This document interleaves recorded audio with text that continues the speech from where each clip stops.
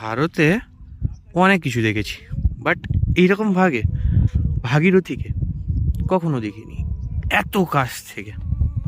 আর হ্যাঁ, এইটাই হচ্ছে মহারাষ্ট্র। এই সাইডটা যতটা দেখতে পাচ্ছ পুরো পাহাড়, কিন্তু পাহাড়ি এরিয়াতে প্রচুর রিসর্টস আছে, প্রচুর। আমি জুম করে দেখাচ্ছি, প্রচুর রিসর্টস আছে। এই এরিয়াটাই পুরো রিসর্টসে ভর্তি। আর তার উপরে এইরকম এইরকম টাইপের এত মনোরম সুন্দর একটা ভিউ, ভাই কেউ কি থোড়ি মিস করতে চায়? আমার পিছনে এইরকম টাইপের ভিউটা যদি তোমরাও পাও না লাইফে, নিশ্চয়ই কখনো মিস করবে না। সেই জন্য বলি ভারত ঘোরো।